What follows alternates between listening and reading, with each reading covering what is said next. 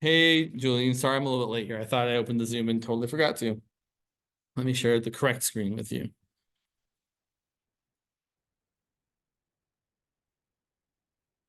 Now I'm like totally paranoid. This isn't, yeah, okay, I'm sharing the right screen. Good. Oh yeah, that's right. Because last time there was no one in Zoom, so no one was there to say that they were seeing the wrong thing, which is fine. Like no one has to be in Zoom. It's just I was like, how did I mess it up before? I'm like, oh yeah, there was no one in Zoom. Okay, and I guess we can put this up over. I don't think this really needs to be up over here, but fine, doesn't really matter. So you can't go over there. Okay, cool. There I am. So what I want to say about not press up the right pen about probability is the reason we've been spending so much time counting things is because really when you want to find the probability of some event occurring, usually the way we think about that probability is it's just the number of ways that you can get the thing that you want divided by the total number of ways that anything can happen. That's usually when I'm thinking about how to calculate the probability. So if I would write very generically, the probability, wow, my writing is excellent today, of some event happening, which you often call like capital A, is the number of ways that A can happen.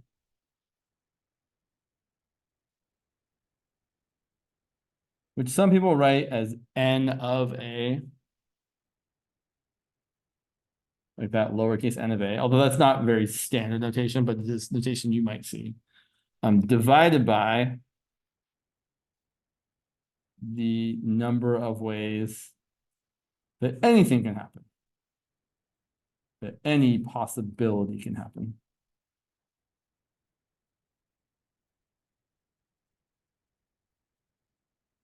Which often is written as the following: lowercase n parentheses of omega, where omega is the entire, what's the right word here? Sample space. Yeah, thank you. Where omega is the sample space. Basically, the list of all possible outcomes for your situation. That's very, like, I mean, that's a lot, probably, there's probably a much more rigorous definition, but at the bare bones, this is what probability is. It's the number of ways of getting what you want divided by the total number of ways that anything can happen. Yeah.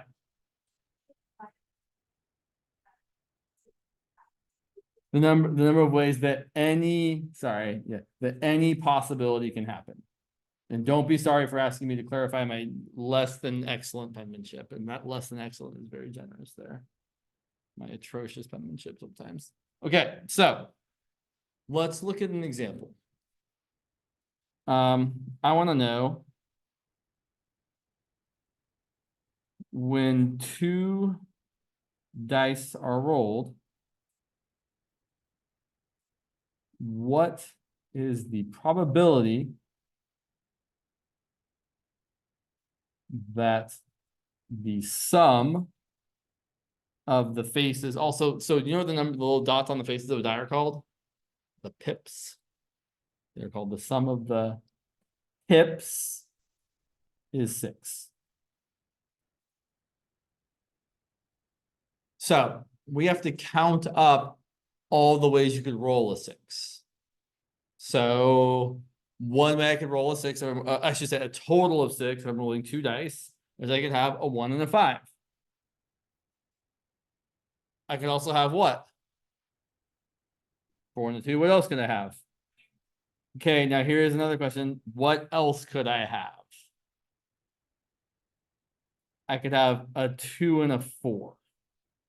Or a 5 and a 1, because what we should be doing here is imagining that one of the dice is red and one of the dice is green.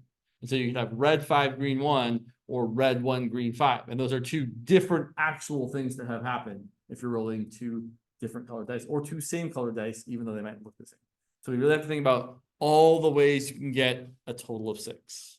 And in this case, there are exactly 1, 2, 3, 4, 5 different ways.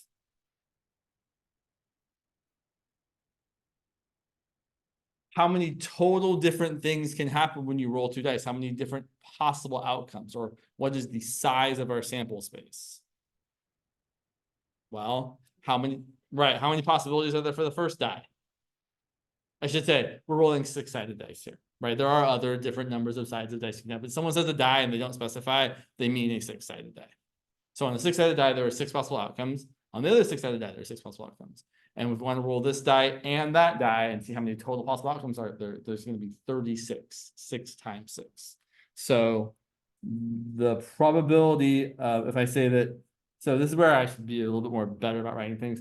A way people would normally do is they'd say like, let A equal the event of rolling a 6. And when I say rolling a 6, we mean a total of 6. So A is equal to the set containing 1, 5, 4, 2, 3, 3, 2, 4, 5, 1. And the number of events in A, or the number, events, is equal to 5. Whereas omega, it's the entire sample space. Omega is a set containing all possibilities when I roll 2 dice. And apologies for my tiny ass writing here. And the number of events in omega is 6 times 6, which is 36. So then, and I'm squeezing things in here like a jerk, the probability of A is just the number of ways of getting A divided by the number of ways of getting anything, which is just 5 out of 36. So if I'm rolling 2 dice, the probability of the sum of the dice faces is 6, is exactly 5 out of 36.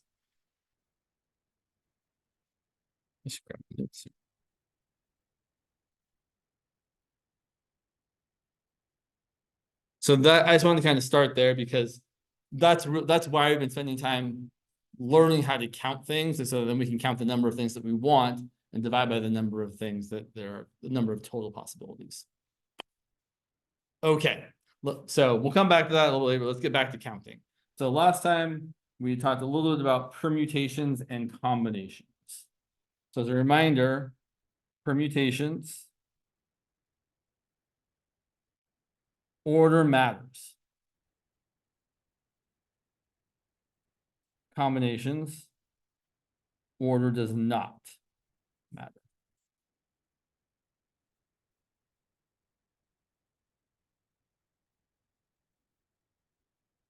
So for example,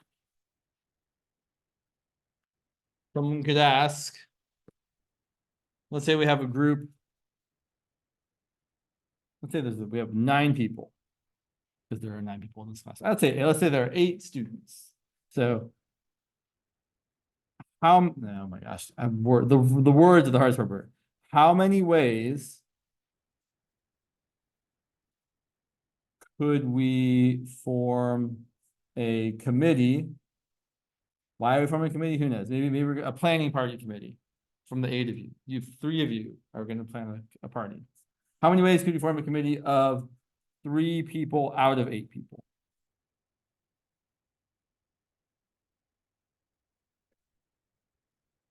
Okay, well, does it matter if I choose Maggie, then Angie, then Karen, or if I choose Maggie, then Karen, then Angie? They still get the same 3 people? Right. So order doesn't matter here. Right? It doesn't matter which order I pick people in. I only care about what the contents of the group are at the end of the picking. So this is definitely a combination. And the way we calculate this is it would be equal to 8 choose 3. The number of ways of choosing 3 people from 8 people, which is equal to 8 factorial divided by 5 factorial times 3 factorial. Now let me talk about even the formula. Let me talk about the actual thought process. The way I would actually think about this really is, actually I'm gonna do a little bit more formulating and then I'll talk about the really. So the top is 8 times 7 times 6 times 5 times 4 times 3 times 2 times 1. I should just say 8 factorial. And the denominator we have a 5 factorial, so 5 times 4 times 3 times 2 times 1, and we have a 3 factorial. And the 5 factorial part gets to cancel out. So what I'm really left with is 8 times 7 times 6 divided by 3 times 2 times 1. Here's the way I'm thinking about this. For the first person in my group, I've got 8 choices. For the second, I've got 7. For the third, I've got 6. But then, since we didn't care which order we picked the people in, we have to divide that 8 times 7 times 6 by 3 factorial, because there are 3 factorial ways of permuting the 3 people that I've chosen. And we don't want to count all 3 factorial ways of each permutation, so we don't. So whereas if I asked how many ways can we pick a president, vice president, and treasurer out of 8 people, then order matters. I'm going to pretend like the first person I pick gets to be the president, the second gets to be the VP, and the third gets to be the treasurer. Then it matters if I pick Maggie, Angie, Karen, or Maggie, Karen, Angie, right? The roles are going to be different if I make a different order choice. So here, order matters.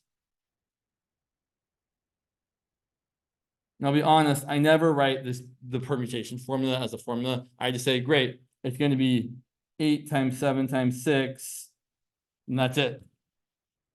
That seems like the smartest way to write it, right? I have 8 choices for the first position for the president, and after I've selected my president, I have 7 choices left for the VP, and then after I've selected those people, there are 6 people left to choose for the treasurer. You could write this as 8 factorial over 5 factorial, which is the formula for, right? This is like, it's the permutation formula. It's like P of 8 comma, so that's 8 minus 3. But I do not love this notation or this formula. I just like thinking about what it should be. I do like this notation. This is very, very, very standard mapping notation, so I will use it every time for the choose function. And you read this as 8 choose 3. So then I might ask, great, there's this many ways of, so I should point out this is equal to 56. I then could ask the question, what's the probability of pick, could I ask the question? I was like, no, that's not a good question. Sorry, I was trying to come up with a good making it a probability question, but I don't think I really have one. Yeah, that's no, I don't like that. Never mind. Sorry. Questions so far before we continue on? So the first one is a permutation. No, the first one's a combination. Oh. In fact, let me continue on here. So just to point out, the way I did this was I did 8 times 7 times 6, but then 3 times 2 times 1 was 6. So those 6 is canceled, and 8 times 7 was 56. Down here, I'm just left with 8 times 7 times 6. That's going to be 56 times 6, which is 50 times 6, which is 300, plus 6 times 6, which is 36. So that should be 336. And almost without, I want to say all the time, but I always hesitate to say all the time because you never know when there's going to be that one counterexample. But I think pretty much all the time, the number of permutations should always be larger than the number of combinations. Right? There are 56 ways of combining any 3 of you. That sounds like there are 56 ways of picking any 3 of you. There are 336 ways of picking any 3 of you in a specific order. Order matters, you get more possibilities because there's 6 ways of ordering any 3 of you. Okay. So now here's an interesting. So the problem with counting, really, one of the problems is you have to like think about it. You have to kind of come at things in different directions. Like sometimes one way of doing a problem might make a lot of sense. Sometimes you have to come at it a totally different way. So let's look at this next kind of variation on this question. What if in this question, same situation, I'm making a committee of 3 people from a total of 8. What if there's 2 people that just can't be in the same committee? Like 2 of you just hate each other. What if there are 2 people that can't serve together? Can't both be on the committee.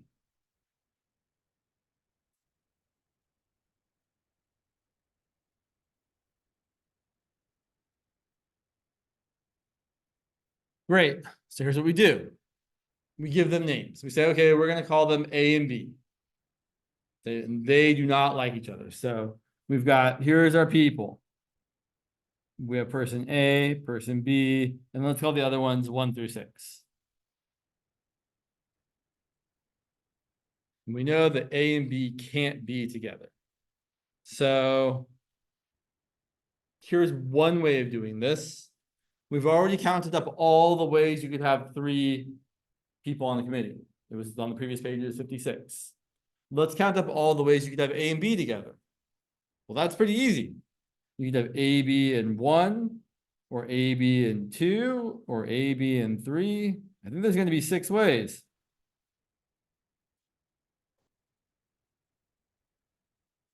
So the way I can count up the number of committees that don't have these people together is it's going to be the total number of 3-person committees. I should have picked a smaller word than committee. I should say like teams. Minus the number of committees that have A and B together. So that's going to be 56 from before minus 6 here. It's going to be 50.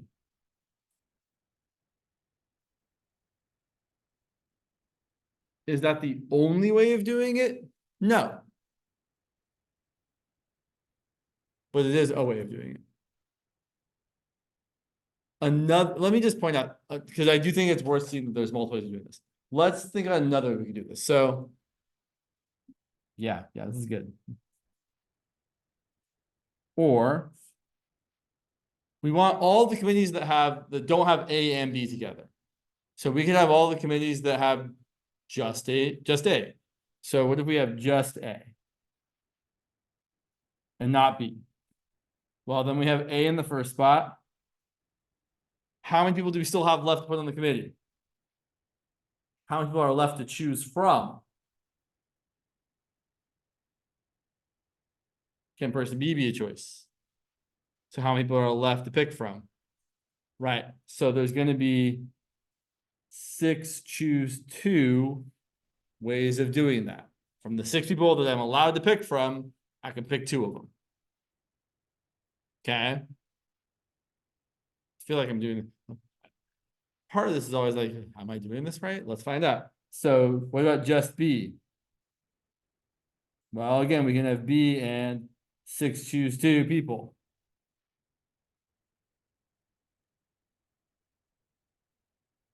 But we could also have neither A nor B, right? We could have none of A and B.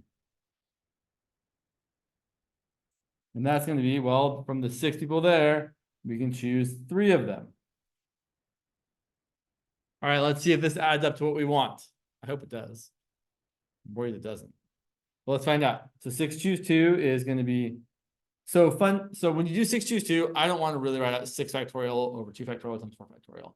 I know that the 6 factorial over the 4 factorial, all the 4, 3, 2, 1's going to cancel. I'm just going to be left with 6 times 5. There's your 6 factorial, 4 factorial, but I still have a 2 factorial on the bottom. So really, I'm not writing out the times 4, times 3, times 2, times 1 part. And I'm really worried because I feel like the numbers are not adding up here. But which means you have to, there's something you're not thinking about typically. But let's continue on. So yeah, I'm really worried. Okay. I'm sure we'll figure it out. So 6 times 5 times 4, these cancel, and you get 6 times 5, which is 30 divided by 2, which is 15.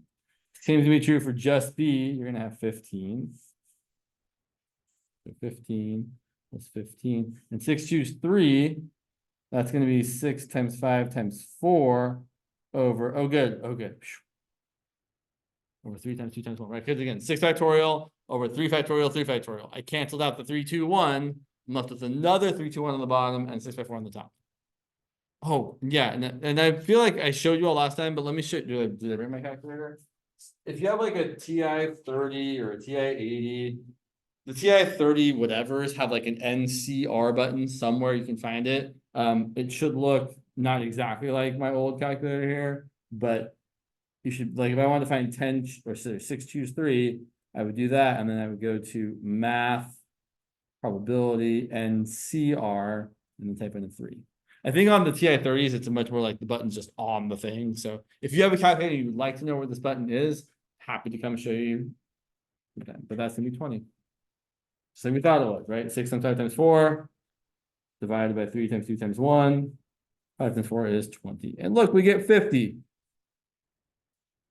Yay, they're the same. Which is good. They should be the same, right? It shouldn't matter how we count it up as far as what our answers are. Like, so I should say it matters how you count it because often one way is easier than another. But it shouldn't matter in that the result should be the same either way you do it.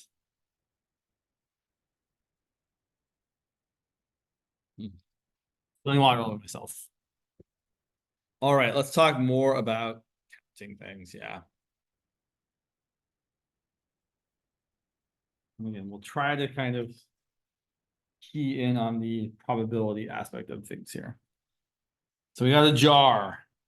I can not get the paper all wet though. Okay. A jar contains. Let's do some colors here. 5 green, 4 red, and 3 blue marbles.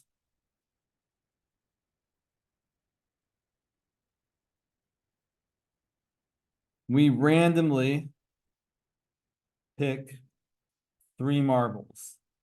You might also say, someone might say this as we pick 3 marbles without replacement. Meaning we're taking one out and we're not putting it back.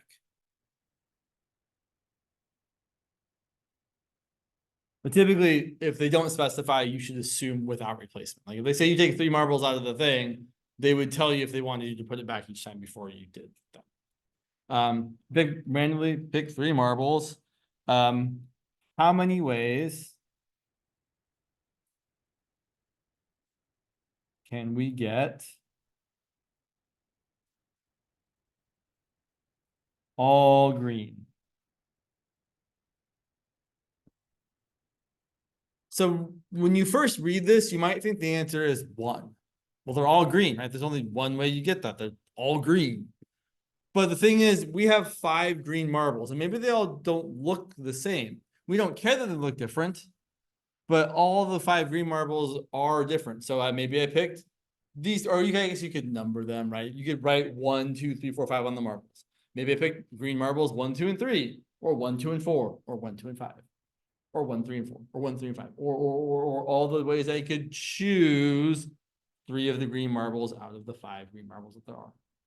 So here, the way we can choose the number of different ways we could get 3 green marbles is 5 choose 3. Which again, I would skip this part here. I would skip to saying that's 5 times 4 over 2 times 1. But I'm really skipping the 5 right? I guess I skipped too many steps. 5 factorial over 2 factorial times 3 factorial.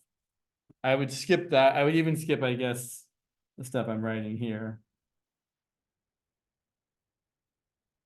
And write 5 times 4 over 2 times 1. I would only skip that step. Actually, I would only skip these steps if the numbers are small enough to be reasonable. Like if you've got something like 52 choose 5, which is something you will actually write down, you should not do anything with that. You should just leave it as 52 choose 5. Here we can simplify this. 20 divided by 2 is just 10. So there's 10 different ways I could pick 3 green marbles out of the 5 green that are there. Okay. How about you all find the probability of picking all red? Or not the probability, sorry, the number of ways. Yeah, question.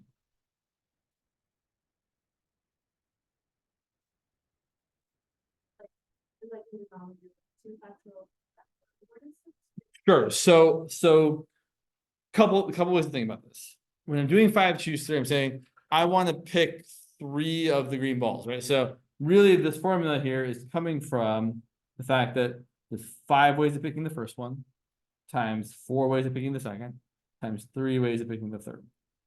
But I don't care about, well, actually, yeah, I don't care about the permutations of those 3 things, right? I don't care if I pick green 1 first, green 2 first, whichever. So I'm going to divide by 3 factorial the number of ways I can reorder the 3 ones I picked.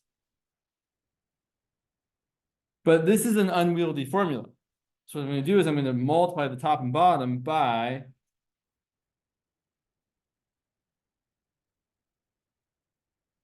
so that the top gets to be 5 factorial.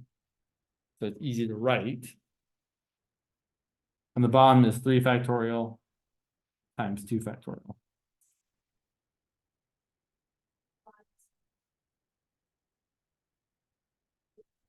I don't have to do this. I am choosing to do this. But the real reason is that, so basically, if I want to know like the number of ways of doing the 5 times 4 times 3, people are going to write 5 times 4 times 3 as 5 factorial over 2 factorial.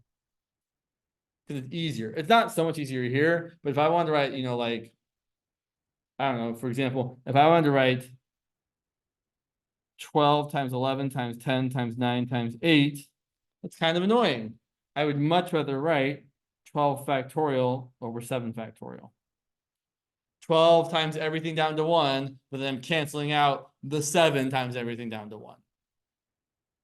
And then I'll just say, and I didn't start off class today, but the formula, right? So for n choose k, the formula is n factorial over the difference between n and k factorial times k factorial.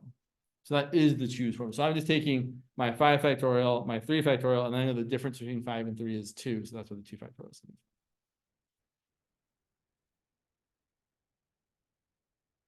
Yeah. So yeah, if someone says the number of ways, and we know order doesn't matter, it is this formula. It's always the n factorial on top, and then the k factorial and the n minus k factorial on the bottom. But I always just think about the things on the bottom, like 2 and 3 add up to 5. That's what I'm thinking about when I'm writing this down. Yeah. So I asked you all to do all red. Hopefully you found that your number of ways of choosing all red would be 4 choose 3. Which is equal to what? Show me on your fingers. Yes, thank you. That many fingers. Yeah. 4. Worth remembering that when you have a number, choose the number that is 1 less than it, you always just get that top number. 4 choose 3 is 4 because there's 4 ways of picking 3 things out of 4 things. Look at my fingers for a second. I could pick these 3 fingers, or these 3 fingers, or these 3, or these 3. There's 4 ways of picking 3 things out of 4 things. You could also say there's 4 ways of picking 1 thing out of 4 things. I could have not this finger, or not this finger, or not this finger, or not this finger. It's the same answer. 4 choose 1 is also equal to 4. Yeah. And then, yeah, we might as well continue. How about the number of ways of picking all blue? How many ways can I pick 3 balls that are blue balls?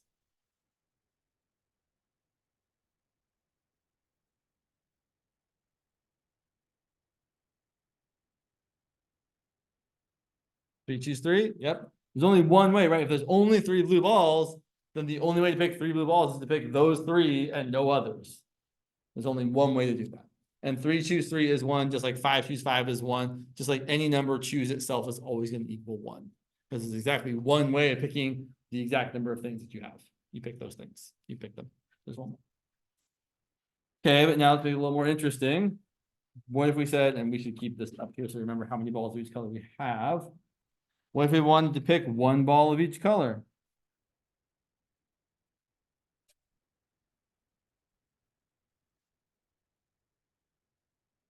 Okay, well, how many different ways could I pick a green ball? 1 green ball. There's three blue balls, there's five, right, so exactly. The green, there's gonna be 5 choose one ways of picking that one green ball. And there's gonna be 4 choose one ways of picking the red ball. And there's gonna be 3 choose one ways of picking the blue ball. Which is gonna be 5 times 4 times 3, which is gonna be what, 60? Sure.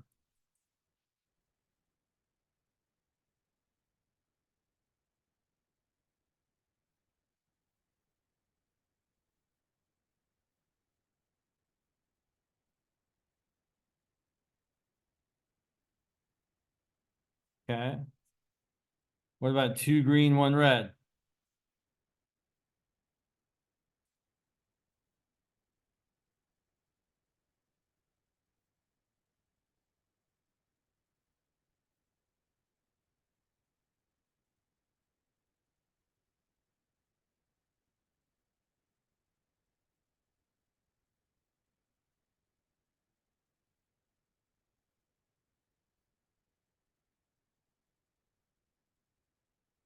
All right, 2 green, 1 red.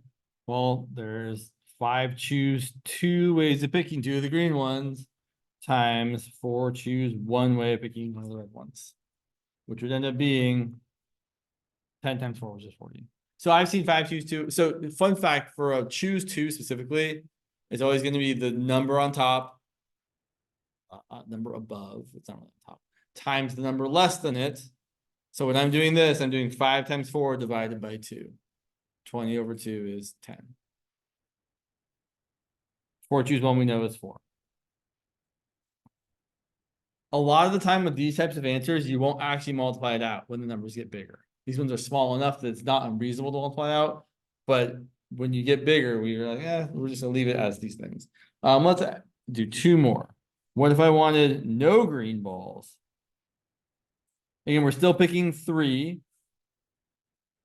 So let's think about the easiest way to do this. I don't want to be like 2 red or 2 blue or 1 of each. That seems, well, sorry, 3 red or 2 red, 1 blue, or 1 red, 2 blue, or 3 blue. That seems like a pain. The easier way to do this is just say, well, there's 7 not green balls. And I want to pick 3 of them. There's going to be 7 choose 3 ways of doing this. And that'll give me everything.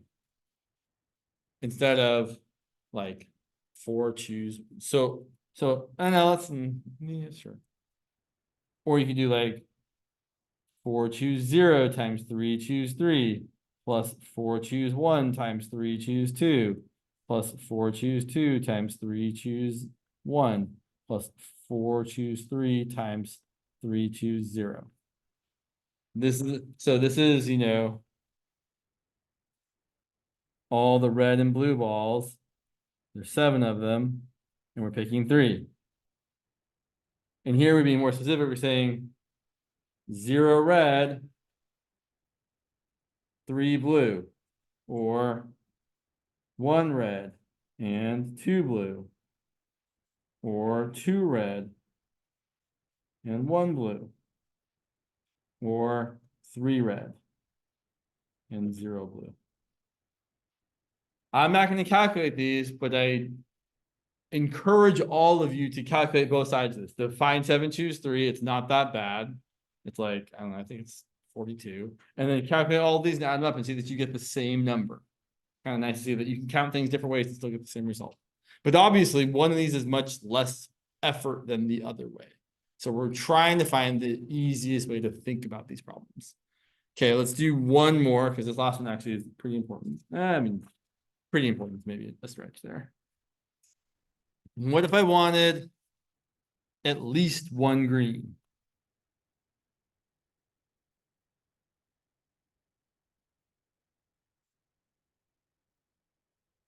Okay, well now this is where we do have to kind of make a list because there's a number of ways you get at least 1 green. You can get 1 green, or 2 green, or 3 green. Okay, well, I want 1 green. Then there's 5 choose 1 ways of doing that. But then I want the other 2 balls to not be green. So how many not green balls are there? 7. And how many of them do I want? I want more than 0. I want 1 green. How many balls total do I want? I saw 3 the whole time. So I want 1 green, then I want 2 other balls. And they could both be red or both be blue or one of each. We don't care. I'm just from the 7 balls that are red and blue, I'm grabbing 2 of them. Doesn't matter what I end up with. I just know I'm grabbing 2 of them. Okay, but then there's 2 green. Well, there's 5 choose 2 ways of picking 2 green balls. And then to pick the remaining ball, there are 7 choices. 1 of the red or blue ones. 7 choose 1, which is equal to 7. And then finally 3 green. There's 5 choose 3 ways of picking a green ball. And just for the completeness of the formula, there's 7 choose 0 ways of picking the other 0 balls. And 7 choose 0 is 1. Anything choose 0 is equal to 1. There's one way of picking none of the other things. Don't pick the other. It always feels weird to say, like, you want to pick nothing. There's one way of doing that, but it's kind of how it works. Okay, great. Let's actually calculate this because I want to show you something. So 5 choose 1 is 5. 7 choose 2 is 7 times 6 divided by 2, which is 21. 5 choose 2 is 5 times 4 divided by 2, which is 10. 7 choose 1 is 7. 5 choose 3 is also 10. I always like that fact. 5 choose 3 and 5 choose 2 are the same because for 5 choose 2, you're picking the 2 things you want. The number of ways you do. For 5 choose 3, you're picking the 2 things you don't want and keeping the other 3. And either way you do that, you're still saying the number of ways you can pick 2 things. And that number doesn't change. The number of ways of picking 2 things to include or picking 2 things to exclude is 10 either way. So 5 choose 2 is 10. I pick the 2 things I want. 5 choose 3 is 10. I pick the 3 things I want and the 2 things I don't and shove the 2 out. So then adding this all up, we get 105 plus 70 plus 10, which is equal to 185. Okay. The reason I mention this is because there's another way of doing this, which is easier and powerful. So a different way to approach it is instead of counting up all the things I want, let's count up all the things I don't want and subtract that from the total. So instead of having at least 1 green, I could say, well, what about having no green? Well, we already saw that the number of ways of doing that was 7 choose 3. We didn't actually calculate it. 7 choose 3 is 7 factorial over 3 factorial times 4 factorial. I'm canceling the 4 factorial part and getting 7 times 6 times 5. The 4 factorial that would have been there is getting canceled, divided by 3 times 2 times 1. And yeah, that's going to be 35. So the number of ways of getting what I don't want is 35. And what's the total number of ways I can pick any 3 balls? Good question. How many balls are there? Total, counting the green ones.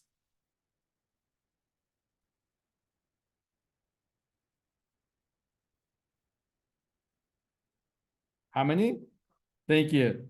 Total. So the total number of ways anything can happen is going to be 12 choose 3. Take any 3 of the 12 balls, and we want to find all the different ways to get that. And 12 choose 3 is going to be 12 factorial over 3 factorial times 9 factorial, which is going to be 12 times 11 times 10 over 3 times 2 times 1. 3 times 2 times 1 is 6. 12 over 6 is 2. So we're left with 2 times 110, which is 220. And look, 220 minus 35 is 185. So instead of counting up all the things you want, you can calculate the total things that there are and subtract off the ones that you don't want, if it's easier to calculate the things you don't want. So essentially what we're saying here is that, just to be extra explicit about it, is that the total number of possibilities, which is equal to 12 choose 3, is equal to the number of ways of getting no greens, which was 35, which, yeah, sure. Plus the number of ways of getting at least 1 green, which ended up being 185. But if we didn't know this, we could calculate it by doing that minus that. This is the idea of the complement. This is the complement.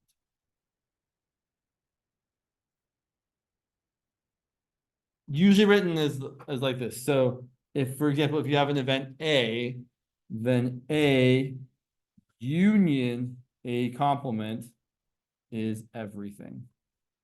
That's not really great notation there. I would actually choose a Venn diagram instead and say, like, if this is my entire sample space, then there's A and there's A complement. They don't overlap. A complement is everything. It's not an A. And together they make up the entire sample space. So their intersection is empty.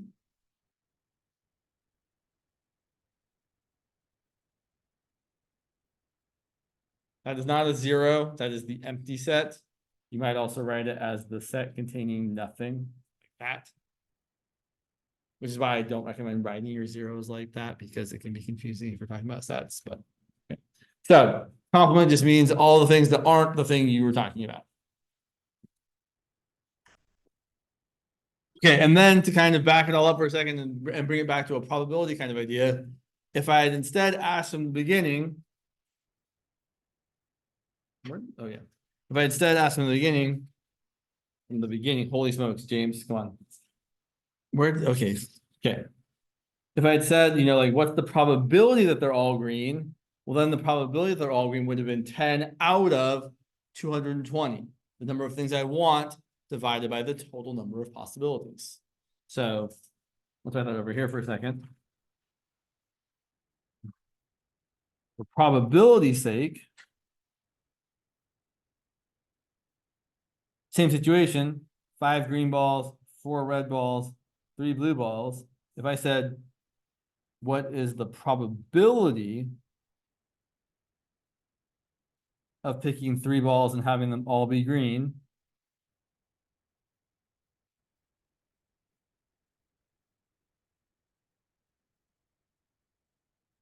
Well, it would be the number of ways of getting all green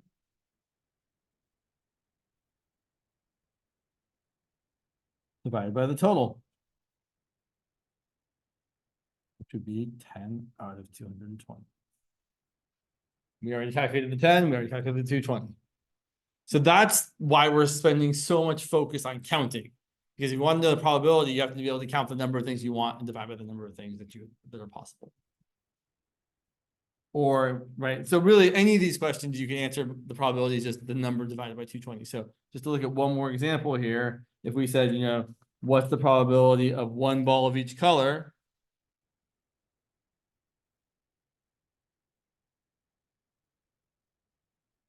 Of the event A equal to 1 ball of each color. Well, then the probability of A would just be the number of ways of getting A divided by the total. I really don't love writing the number of omega, but whatever. That would be 60 divided by 220. Should I reduce these fractions? Sure, I should. Fine. 1 out of 22. 6 out of 22, which is 3 out of 11. Right, so I mean, that's like what? That's like a 4-ish, 5-ish% chance. That's like a, I don't know, 26-ish, 27, right, somewhere around there. That's what we're calculating. Just a number of ways of getting what you want divided by, I feel like I'm just repeating myself now. It's the same thing over and over again. It's just the number of ways of getting what you want over the total number of ways of getting anything. Yeah, good old counting. Sure.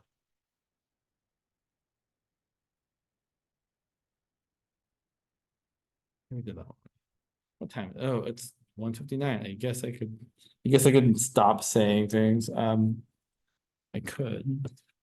Or one last thing I'll say. So let me do one more thing. So what if I said, what's the probability of, sorry, let's set it's a deck of cards. Probability of, sorry, I'm trying to phrase the thing. Of drawing 2 aces in a row. I didn't say all the words, but all the words would be from a standard deck of 52 cards. So what's the probability that the first card I draw is an ace? How many cards are in the deck? 52. I always think of it as twice the number of letters in the alphabet. I know it's really unique, very relatable, I know. There's 52 cards in the deck. How many of them are aces? How many aces? Okay, so there's 4 of each rank. Ace of spades, ace of diamonds, ace of clubs, ace of hearts. So what's the probability that the first one's an ace? 4 out of 52. So I want to be clear. I'm not asking about the number of ways I could get an ace, which would be 4, where there's 4 different ways I could get one ace. I'm just asking what's the problem. So I'm kind of moving straight to the probability. Okay, now I've pulled one ace. Great. What's the probability that the next card is also an ace? And I'm not replacing it. 3 out of how many? Right, because the first I said, okay, I want probably the first card's an ace, probably the second card's an ace. And I would say we don't need to divide by any kind of yeah. Right, yeah. Because order kind of matters here because we're distinguishing between first and second. It'd be different if I said, like, what's the probability that you just get dealt 2 aces, right? Where someone, right, and we don't really look at the order of things. So they're right, things change a little bit depending on if you think about order or not. But this would be how we answer this. What we're going to talk about next time, I know it's 201, I'll stop talking, is next time we're talking about conditional probability, which is that given something has happened, like knowing that you've already drawn an ace, what's the probability that the next card is an ace, right? It would be different if I said, knowing that I've drawn a king, what's probably the next card is an ace? Oh, then the probability there would have been 4 out of 51 instead of 3 out of 50. So conditional probability, you're given some information and asked, based on that event having happened, what's the probability of the other event happening? And usually it'll be a different probability.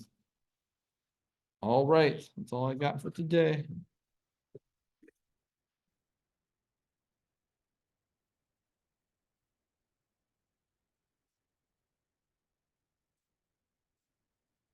Blah, blah, blah.